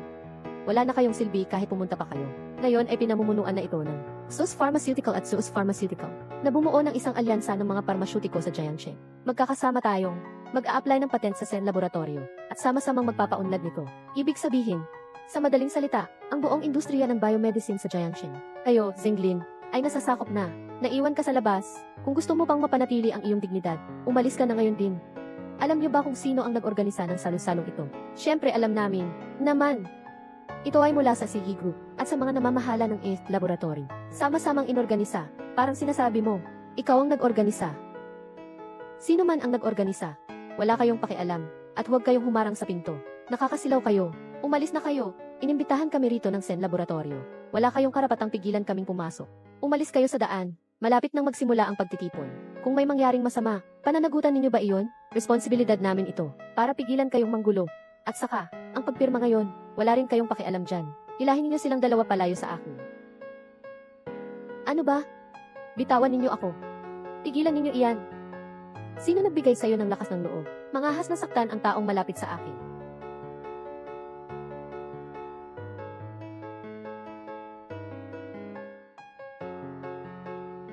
Sino ang nagpahintulot sa iyong pumasok? Mangahas kang saktan ako. Mangahas kang saktan ang pinsan ko. Wala ka na bang ibang ginawa kundi ang manggulo? Dalhin niyo siya sa akin agad. Mangahas kang humarang sa akin. Bakit naman hindi kita itutulak? Ang handaan ngayong araw na ito ay kailangan kong pasukan. Gusto kong makapasok. Walang pag-asa. Tawagin ninyo ang mga tauhan. Paalisin ninyo sila. Mga bodyguard. Protektahan ninyo si Tso. Sa lahat ng dako. Sa lahat ng dako. Ang handaan ngayong araw. Wala nang pwesto para sa iyo. Chulin. Ang mga kilalang tao sa industriya ay nagpahayag na susunod lamang sila sa ating SUS Pharmaceutical. Hindi sila sasama sa inyong Zenglin Pharmaceutical. Mayroon bang kahit kaunting pakikipagtulungan? Kung wala ang Zenglin Pharmaceutical, paano ninyo makakamit ang inyong tagumpay ngayon? Talagang inaakala mong ikaw ay napakahalaga. Sasabihin ko sa iyo, ngayon hindi lang ito isang investment forum ng Sen Laboratory, kundi pati na rin ng Chu Group. Ika-23 kaarawan ng dalagang si Chu. Mamumuhunan sila sa proyektong ito. Pagdating ng panahon, kayo ng Zenglin Pharmaceutical, wala kayong makukuhang kahit isang sentimo. Talagang inaapi ninyo kami. Mukhang, mayroon kayong sama ng loob sa dalagang si Chu. Interesado talaga ako. Siyempre. Pero wala na po sa inyo ang pwesto sa handaan ngayong araw. Wala na pong lugar para sa iyo. Ang taas naman ng iyong tiwala sa sarili. Ginoo Zhao, tinawagan ko po kayo kahapon, tungkol po sa pakikipagtulungan sa pagpupulong. Ano na po ang desisyon ninyo? Ginoo Xu. Tingnan mo, nagkaalyansa na naman kayo, kaya hindi na kailangan ganyanin si Ginang Chu. Hayaan nating makapasok siya. Ginoo Zhao, iyon din ang gusto kong itanong sa iyo. Ano na ang iyong desisyon? Zhao, walang kinabukasan ang pagsama sa Zenglin Pharmaceutical. Sa tingin ko, dapat mong pag-isipan ng mabuti. Zhao, ngayon, ang lahat ng mga kumpanya ng biopharmaceutical sa buong Jiangxi ay nagsama-sama na upang bumuo ng isang alyansa. Gusto mo bang maging katulad ng Zenglin Group? Natanggal. Zhao. Pagbaba ng gastos. Ang paggawa ng presyo na abot kaya ang pangmatagalang solusyon. Zhao. Kung gusto mong pumunta sa grupo ni Chulin, hindi kita pipigilan. Pero ang handaan ngayong gabi, hindi ka na makakasama. Pangulong Zhu, mayroong $1 bilyong na pamumuhunan mula sa Chu Corporation ngayon. Pasensya na, Pangulong Chu, taos pusong paumanhin. Pasensya na, dapat kong panagutan ang napakaraming empleyado ng kumpanya. Ako, hindi ko talaga kayang pasanin ang ganito kalaking panganib. Pasensya na. Mukhang matalas pa rin pala ang mga mata ng lahat. Huwag kayong mag-alala, Yun Ezyu. Kapag natapos na ang pagpirma ng kontrata para sa proyekto, hindi kayo pababayaan ng aming sugroup. Salamat po, Yun Kiksu. Chulin, sabi ko na sa iyo kahapon pa, maghihirap ka ngayon. Buti nga sa iyo. Zhao, kung sasabihin kong ang Zenglin Pharmaceutical ang mangunguna, hindi problema ang pondo. Hindi na rin problema ang oras, dahil nakapagkasundo na ako sa Sen Laboratory para sa proyekto. Kung sasabihin kong ang Zenglin Pharmaceutical ang mangunguna, hindi problema ang pondo. Dahil ako at ang Sen Laboratory. Manahimik ka, huwag kang mangako nang hindi mo kayang tuparin. Nilinlang si Zhao. Chulin, umalis ka na't bilisan mo, hindi ka welcome dito. Hindi ko kailangan ng pagtanggap ninyo. May mga taong naghihintay sa akin sa loob. Chulin, anak ng may-ari ng Choshi Group ngayon. Ika-23 na kaarawan. Hindi lang sa Jiangxi. Lahat ng mga mayayamang angkan ay magtitipon dito. At ikaw, ay isang mahalagang bahagi rin ng panunuyo natin sa pamilya Chu. Isang mahalagang hakbang. Hindi kita mapapasok. Naghanda na ako para sa anak na babae ng pamilya Chu. May dala akong mamahaling regalo. Magiging magkaibigan talaga kami. Pagdating ng panahon, iimbitahan ko ulit siya para mamuhunan sa alyansa ng Jiangxing Pharmaceutical at ang iyong Zenglin Enterprise. Wala kayong magagawa kundi ang mapapasailalim sa akin. Masyado na kayong abusado. Paano mo naman masasabi na magiging magkaibigan kayo ng mayamang dalaga na iyan? Graduate naman ako ng isang kilalang universidad sa Amerika. Matalino at may pinag-aralan. Isa pa, ako ang nag-iisang tagapagmana ng Xu Corporation sa ating antas sa lipunan. Ikaw, nagaling lang sa isang pangkaraniwang universidad, ay talagang hindi makakasama rito. Ang pagkakaibigan pala ni Xu ay sinusukat sa antas ng edukasyon at katayuan sa lipunan. Hula ko, si Miss Chu, ay hindi sasang-ayon sa iyong pananaw. Hindi sasang-ayon sa akin. Sasang-ayon kaya sa iyo. Mukhang wala na akong dapat sabihin pa. Kay Xu, umalis ka na sa daan. Pigilan ninyo siya. Nasaan na kaya si Linlin? Bakit wala pa? Magsisimula na ang investment summit. Nga. Baka may nangyaring masama? Tatawagan ko siya. Walang sumasagot. Baka may nangyaring masama? Lalabas muna ako at titingnan. Kuya, sasama po ako. Tara na.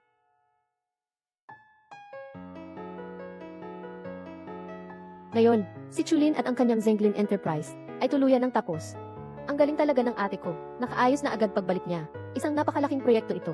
Magiging masaya si Tito kapag nalaman niya ito. Sa pagkakataong ito, matitiyak na ni Papa. Ako na ang lubos na mamamahala sa kumpanya. Papa, hello. Sabi ko sa iyo, kakakita ko lang. Kay Xuxianzen, hindi ba sinabi ko sa iyong makipagtulungan ka? Sa Zenglin Pharmaceutical, bakit mo pinagsama-sama ang lahat ng mga kumpanyang Pharmaceutical para i-isolate si Chulin? Tay, syempre para kumita tayo. Malapit na nating makuha ang patent ng eksperimento sa cell laboratorio. Hintayin mo na lang sa bahay ang pagbibilang ng pera mo. Mukhang ikaw ang magastos. Agad. Mag-sorry ka kaagad kay Chulin. Tay, ikaw pa rin ba ang tatay ko? Bakit lagi mo siyang kinakampihan? Yung babaeng may apelyidong Chu. May relasyon ba kayo? Hayop ka. Ang bagay na ito sana ay hindi dapat malaman ng iba. Pero ngayon, kailangan ko nang sabihin sa iyo. Ang pinuno ng laboratorio ni Sen. Halos oras na. Pumasok na tayo. Di na kita kakausapin pa. Magsisimula na ang summit. Siya ang kuya ni Chulin. Ang pangalawang anak na lalaki ng Chaos Group. Chu Heng. O, Pangulong Zhu. Pakisuyong hanapin ninyo ang isang tao para bantayan ang pinto. Huwag ninyong hayaang makapasok sila. Maganda, na Harding. Tapos na ang lahat. Hindi ko akalain na ang Xu Pharmaceutical ay gagawa ng bagay na ganito kasama. Sis Chu, ganito na nga ang sitwasyon. Nakangiti ka pa rin? Mamaya, sila na mismo ang magmamakaawa na papasukin kita. Bunso, magsisimula na ang summit. Bakit hindi ka pa pumapasok? Siyempre, may mga tao. Hindi nila ako pinapasok. Ano ang sinabi mo? Sino ang hindi ka pinapasok? Nga, ang summit ngayon, ito ay inihanda para sa iyo. Sino man ay maaaring hindi pumasok. Ikaw lang ang hindi pwede. Chu, ang handaan na ito ay inihanda para sa iyo. Anong biro iyan? Hindi ito ang Xu Corporation. At isang pagtitipon na pinagsamang gawa ng Hisen Laboratory. Paano naman naging para sa kanya ang pagtitipon? Kayo ang dalawa, na pumigil sa nakababatang kapatid ko para hindi siya makapasok. Agad na magpadala ng mga tao sa pintuan ng banquet hall. Ako ay mula sa Sushi Pharmaceutical. Maglakas loob kayong saktan ako. Magandang araw po, Yin Chu. Hindi ba siya ang general manager ng hotel na ito? Ang hotel na ito ay pag-aari ng Chu Group. Kung gayon siya, hindi ba siya ang magpapaalis sa dalawang basura na ito? Nakababatang kapatid, mauna ka nang pumasok. Kami ng panganay mong kapatid, ang bahala sa bagay na ito. Alainan. Mga ginoot binibini, patawad, dahil sa okasyong ito, ang pinakamahalagang panauhin ay wala pa. Kaya pala ipinagpaliban ang summit ng 10 minuto. Ano ba iyan? Ang tagapag-organisa pa mismo ang nali. Pinaghihintay tayo ng ganito karami. Ang laki naman ng drama nito. Huwag kang maingay. Siya ang pinuno ng Tagalog Laboratorio. Dapat lang na maghintay tayo sa kanya. Wow, ang bongga ng birthday party na ito. Napakaluho nga. Narinig ko na ang anak na babae ni Chu ay nag-iisang anak na babae sa pamilya Chu. At napakaswerte niya. Kaya, dapat nating makipagkaibigan ng mabuti. Sa anak na babae ni Chu, mag-iwan ng magandang impresyon sa kanya. Opo, ate. Inaanyayahan po natin ang punong abala ng ating summit. Si Chu Heng para sa kanyang pambungad na salita. Chu Heng. Ang pamilyar naman ng pangalan. Hindi ba siya ang pangalawang anak na lalaki ng pamilyang Chu? Ang kilalang propesor sa pananaliksik na si Chu Heng. Hindi ba siya yung sumulpot kahapon sa engagement party ng pamilyang Chu, ang pangalawang anak na lalaki? Ako ang pinuno ng Sen Laboratory. Si Chu Heng, ang pinuno ng Sen Laboratory, ay pala ang pangalawang anak na lalaki ng Chu Group. Ang aking kapatid na babae ay nagtatag ng isang kumpanya ng biopharmaceutical na dapat ay hindi maiiwan sa mga kumpanyang dayuhan. Nangyayari na ako ay nag-aaral sa selula at gym. Kaya naman kinausap niya ako para tulungan siyang gumawa ng gamot na makakapagpagaling ng cancer o ng mga sakit na namamana. Ang gamot na ito ay espesyal na binuo para sa nakababatang kapatid na babae. Ang pangalawang anak na lalaki ng pamilyang Chu ay napakasobra ng pagpapalaya sa nakababatang kapatid na babae. Ang anak na babae ng pamilyang Chu ay isa palang kasamahan natin sa larangan ng biomedisina. Ang galing! Mula ngayon, kami at ang anak na babae ng pamilyang Chu ay magkakapareho na ng pinag-uusapan. Ate, sa iyong kakayahan at talento, tiyak na magiging magkaibigan kayo ng anak na babae ng pamilyang Chu. Ang aking kapatid na babae ay buong pusong nakatuon sa pagsasama-sama ng mga kumpanyang biomedical sa bansa para maging iisa ang layunin nila at magtulungan sa pag-unlad upang mahigitan ang mga kumpanya sa ibang bansa. Siya pa nga ang kusang nag-alok ng tulong pinansyal sa ilang kumpanya. Pero ngayon lang, nangyari ang isang nakapangingilabot na pangyayari, ang nakalulungkot. Ang kapatid ko na siyang bida ngayong araw ay pinigilan ng ilang tao sa mismong pintuan ng bulwagan at hindi pinapasok. Sino ba iyon? Umabot pa sa puntong mang-aapi sa anak na babae ng pamilya Chu. Talagang, para bang nilalait ang Diyos, sawang-sawa na sa buhay. Ng mga oras na iyon, siya ay nakatayo sa pintuan ng bulwagan.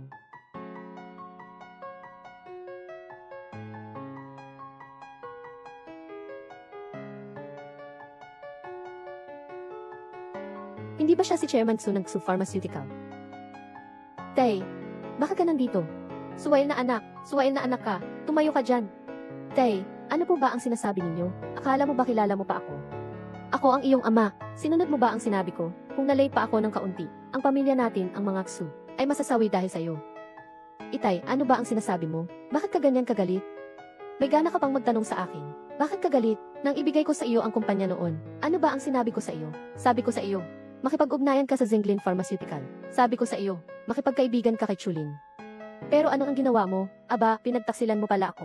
At nakipagtalo ka pa kay Chulin. Yan pala ang tinutukoy mo. Totoo naman, ayoko ngang makipag-partner sa kanila. Hindi ba malinaw ang sinabi ko sa telepono? Parang hangin na lang ang lahat ng sinabi ko sa iyo. Alam mo ba, kung gaano kahalaga ang posisyon ni Chulin? Naku, Papa, pinagsama ko na ang lahat ng mga kumpanyang Biopharmaceutical sa Jiangxin para maging Jiangxin Pharmaceutical Alliance. Pinalayas ko na ang Zinglin Enterprise. Sasakupin ko ang kumpanya ni Chulin. Tama po, Tito. Sinadya po ni Chulin na ibaba ang presyo. Sumasalungat sa inyo lahat. Ang pinsan ko sa ina ang siyang magdadala sa inyo. Sayaman nating lahat ang ating pinuno. Nga, lahat ay nakasalalay kay Kitsu. Ang ating alyansa ay matatatag lamang dahil sa kanya. Ikaw, kayo, kailangan kitang sumama agad para humingi ng tawad kay Chulin. Tara na. Tay, ano po ba iyang ginagawa ninyo? Boss Chu, tingnan ninyo. Paano po namin kayo mapapatawad? Pakisabi naman po sa akin. Ngayon, inaanyayahan ko ang aking kapatid na babae na umakyat sa entablado para sa kanyang talumpati. Nasaan na kaya ang dalagang si Chu? Sabi kanina nasa may pintuan pa lang daw. Bakit hindi ko siya makita? Chu Yeming. Si Chu Yeming na. Chu Yeming. Chu Yeming. Ayos lang ba ang nakababatang kapatid ko? Inaapi ka na naman ba nila? Ayos lang ako. Hindi nila ako magawang saktan. Matagal ko na sanang gustong itanong sa iyo. Ano ba ang inyong relasyon? Ano ba ang pakialam mo? Hindi ka welcome dito. Nag-aalala ako sa iyo. Huwag kang magpapaloko sa kanya. Ang babaeng ito ay mapagpanggap. Napakamapanling lang. Ang linyang iyan, mas angkop sana sa inyong pamilya Xiao. Chulin, akala mo ba dahil nakahanap ka ng artista, susuportahan ka na niya? Sasabihin ko sa iyo, ito ang Kides Group. Isa, ang investment summit ng laboratorio. Hindi ito isang concert. Mukhang hindi pa ninyo naunawaan kung sino talaga ang bida sa handaan ngayong araw. Akala ko itatapon ko na kayo palabas. Pero, bigla kong naisipan na panoorin. Ganito pala ang itsura ninyo nang malaman ninyo ang katotohanan. At ikaw naman, dumilat ka ng mabuti. Tignan mo ng mabuti. Tama na, pangatlong kuya. Huwag na nating sayangin ang oras natin sa kanila. Umalis na tayo. CJ. Kuya, ano? Siya pala ang kapatid ni Chu Yiming. Ang swerte naman niya. Ang bait ni Chu Yiming sa kanya. Impossible. Paano ka naman magiging kuya niya? Hindi ako kuya niya. Kuya mo ba iyon? Hindi. Fan mo ako. 10 na taon na akong fan mo. Paano ka naging kuya ng babaeng yon? Wala akong ganyang klaseng fan na walang modo. At mahilig magsismis at magsinungaling. Bulag na bulag naman talaga si Xiaoxi. Ayaw ko sa'yo, artista kang walang modo. Umuwi na tayo, bunso. Tulong, Im Chu. Nagkamali po ang anak ko. Nasira niya ang kontrata ng dalawang kumpanya. Kakauwi lang niya mula sa ibang bansa. Wala pa siyang alam sa mundo. Suntukin mo man o pagalitan, okay lang po. Huwag po natin kanselahin ang pakikipagtulungan. Dahil napakagalang po ni Chairman Su. Kung gayon ay maghihingi tayo ng paumanhin. Pa, ano po ang sinasabi ninyo? Pahingi ninyo ako ng paumanhin sa kanya? Paumanhin? Alam mo ba kung sino si Chulin? Siyempre alam ko. Sino ba siya? Sino ba siya? Hindi siya kalaban ko. Hindi ako magtatawad sa isang talunang tauhan ko. Si Raulo. Kung hindi ka pa mag-sorry, masisira ang angka namin ni Xu dahil sa'yo. Sinaktan mo si Papa. Ikaw ang sinasaktan ko. Kailangan mong sumama sa akin at humingi ng tawad kay Chulin. Tara na. Hindi ako magsusori sa isang taong walang kakayahan. Ang kakayahan nila ay hindi kasing husay ng sa akin. Magsusori ang mga taong mas mababa ang pinag-aralan kaysa sa akin. Hindi ako pupunta roon. Umalis ka na. Itay. Tumayo kang mabuti dyan. Gino Chu. Kasalanan ko ito dahil sa hindi magandang pagpapalaki ko sa anak ko. Dinala ko po ang anak ko para humingi ng tawad sa inyo. Director Su. Hindi ko tatanggapin ang paghingi niya ng tawad. Gino Chu. Isa-isip ninyo ang pakikipagtulungan natin. Patawarin na lang ninyo siya sa pagkakataong ito. Itay. Ano ba nang ginagawa mo?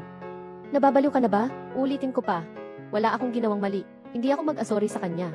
Manahimik ka nga. Tito, bakit mo ginagawa yan sa pinsan ko? Si Chulin naman ang unang nanakit sa amin. Kayong dalawa ay talagang walang pag-asa na. Pinagsisisihan ko talaga. Hindi ko dapat noon pa. Ipinagkatiwala sa iyo ang kumpanya. M. Chu. Nagpaumanhin po ako sa ngalan ng aking anak na babae at ng Sushi Pharmaceutical.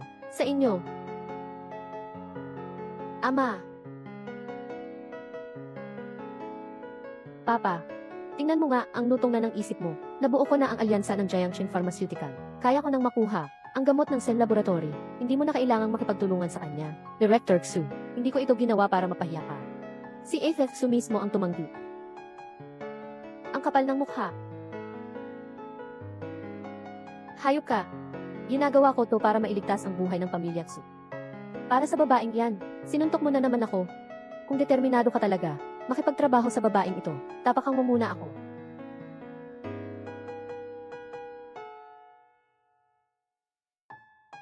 Director Xu, napakasamang kapalaran. Napakasamang kapalaran nga. Naniniwala ka sa babaeng iyan sa labas, pero hindi mo pinaniniwalaan ang sarili mong anak. Tay, sasabihin ko sa iyo, kaya ko namang makuha ang investment. Sisiguraduhin kong makuha ko ang Zhenglin Pharmaceutical. Pagsisisihan nila ang lahat ng ito. Hindi ko pa naririnig sa buong buhay ko ang nakakatawang biro na iyan. Pasensya na, si Chu. Hindi ko dapat ipinagkatiwala sa kanya ang kumpanya. Dahil kay Chairman Xu, dahil na rin sa edad ko na, naisip kong pahabain pa ang kontrata. Pero ang ginawa ni MX ngayon, ay nagpasya na ako, na hindi na ako makikipagtulungan pa sa Xu Pharmaceutical. Sa hinaharap, ikaw na ang magmamakaawa sa akin mamaya. Pero kahit magmakaawa ka pa sa akin mamaya, hindi na rin kita titingnan pa. Tigil!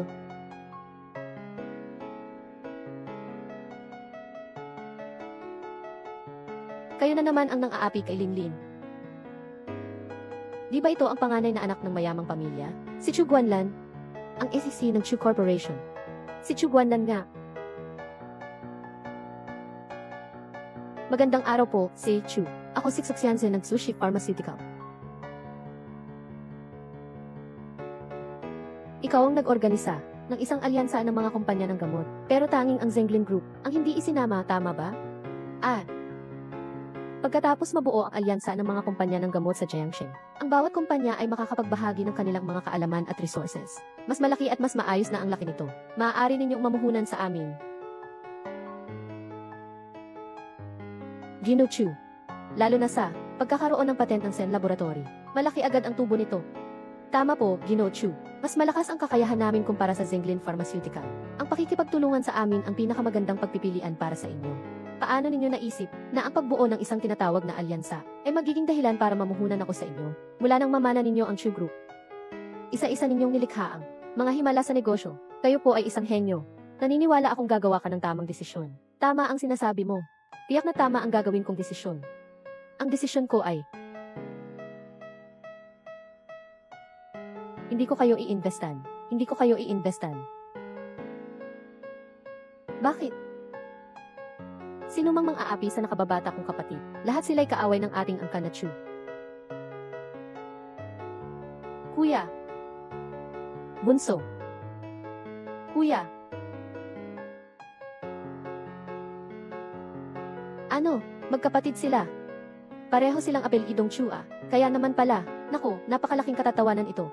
Gusto ng Xu Pharmaceutical na tanggalin ang Zhenglin Pharmaceutical para makuha ang pamumuhunan ng Chu Group. Hindi nila inaasahan na magkapatid pala sila. Magkapatid pala kayo? Kung siya nga ang kapatid ni Ms. Chu, ano na ang mangyayari sa birthday party ngayon? Ang investment na bilyon-bilyon ngayon. Binibining Chu, totoo ang kapatid ka ni Ginoong Chu. Hindi ko pa narinig na sinabi mo iyan dati ah. Ang mga usapin sa pamilya namin, bakit ko naman sasabihin sa iyo? Chulin, ikaw nga pala ang anak na babae ng pamilyang Chu. Anak ng isang bilyonaryo, impossible. Kung anak nga siya ng isang bilyonaryo, hindi siya magiging waitress, para lang kumita ng pangmatrikula.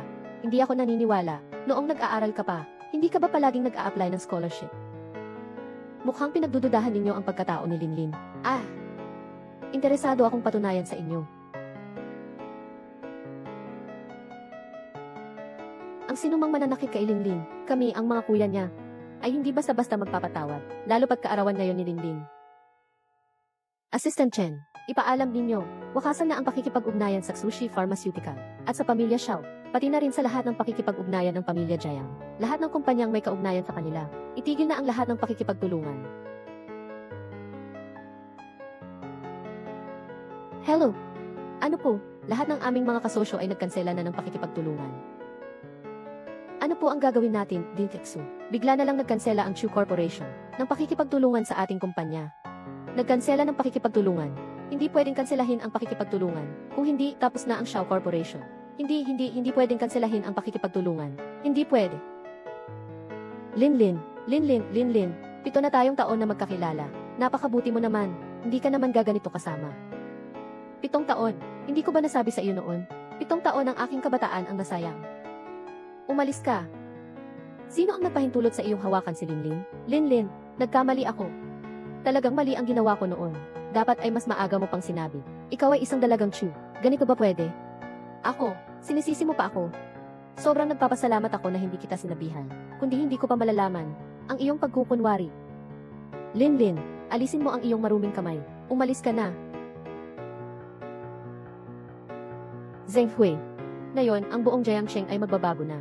Ang pamilya Xu, ang pamilya Xiao, at pati na ang pamilya Jiang, ay tuluyan ng tapos na. Sino ba naman kasi ang kanilang kinalaban? Kinalaban pa nila ang pamilya Chu.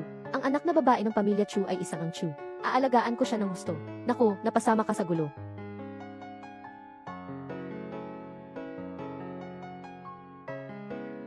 Linlin, kausapin mo ang kuya mo. Huwag niyang wakasan ang pakikipagtulungan. Saktan mo ako, murahin mo ako. Wala akong reklamo. Hindi ako parte ng pamilyang Xiao. Hindi ako sanay na manakit ng tao. Gino Chu, binasawi ko na po ang sinabi ko kanina. Hindi ko sana po kayo dapat sinasalungat kanina. Nagsalita po ako ng walang pag-iisip. Humihingi po ako ng paumanhin sa inyo. Tama na. Huwag ka nang mag-inarte pa. Hindi naman kayo nagsorry ng bukal sa loob. Naiinis lang kayo. Wala. Talagang wala. Kami. Sabihin mo lang kung paano ka mapapanatag. Susundin namin lahat ng gusto mo, pamilya Xiao. Para kay MS Chu, ganun din ako. Ano po ang inyong iutos, gagawin ko po. Binibining Xu, hindi ba't sinabi mo noon, kung ang tatay mo ay magpapatuloy ng kontrata sa akin, kailangan mo munang tapakan ang bangkay ko? Sinabi mo rin na kahit lumuhod pa ako, hindi mo ako papansinin. Binibining Chu, pasensya na. Humihingi ako ng paumanhin sa iyo. Sana mapatawad mo ako. Kasalanan ko ito. Hindi dapat maging maawain si Linlin. Ang mga taong tulad niya ay dapat parusahan ng mabuti. Tay.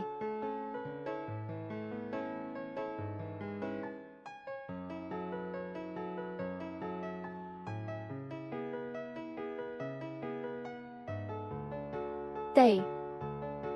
Kanina po, nang binanggit ninyo ang tungkol sa pagkatao ni Miss Chu, hindi ko po masyadong naintindihan, kaya nagkaroon ng maling akala. Pakiusap, suyuin ninyo si Miss Chu. Pakiusap po, suyuin ninyo si Miss Chu. Itay. Gusto ninyo bang masaksihan ang pagbagsak ng Sushi Pharmaceutical? Tama na po, masyado nang huli ang lahat ng sasabihin. Umalis na kayo. Chulin. Yun ay. Magsusumamo ako sa'yo. Pakiusap, bigyan mo pa kami ng isang pagkakataon. Hindi pwedeng matapos na lang ganito ang pamilya namin, ang pamilyang Xiao. Hindi pwedeng matapos na lang ganito. Pakiusap. Bantay, paalisin ninyo siya. Bigyan pa po kami ng isang pagkakataon. Pakiusap po, hindi na po namin ulitin ang anumang pagkakamali. Bigyan ninyo kami ng pagkakataon. Isa lang po. Bitawan mo ako. Nagkamali ako. Bigyan mo pa kami ng isang pagkakataon.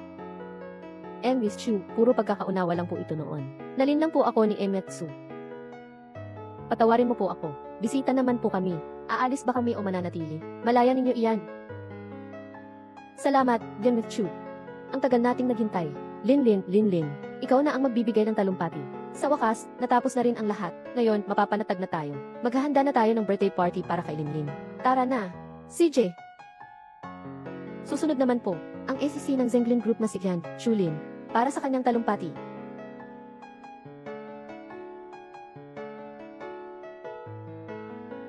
Isang karangalan na maimbitahan kayong lahat sa pagpupulong na ito. Ngayon, hindi ko lang po ipakikilala sa inyo. Isang bagong imbentong gamot na gene therapy.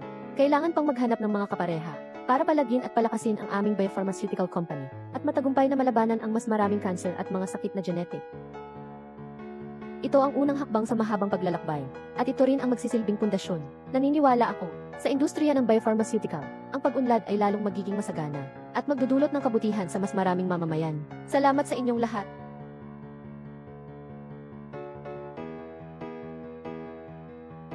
Mag-invest ako ng 500 bilyon bilang puhunan sa pagsisimula ng proyekto para sa pananaliksik at produksyon ng gamot. Ito rin ang aking regalo para sa kaarawan ng aking kapatid na babae. Maligayang ika-23 kaarawan sa kanya. Mag-invest din ako ng 500 bilyon para sa proyekto bilang regalo sa kaarawan ng kapatid ko. Ang laki naman nito. 500 bilyon ang inilabas niya.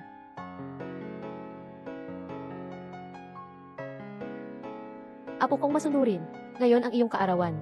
Maligayang kaarawan sa iyo. Matagumpay sa buhay. Ang aking mahal na anak na babae, ngayong araw na ito si tatay, ay sasamahan si Lola rito sa pagpapagamot. Kaya hindi ako makakapunta sa iyong kaarawan. Nais ko ring batiin ang aking prinsesa ng isang maligayang ika-23 kaarawan. Ang regalo, inihanda na ni tatay. May nagdala na noon. Siguraduhin maging masaya ka ngayon, ha? Salamat, Papa. Maligayang kaarawan, Linlin. Salamat, mga kuya.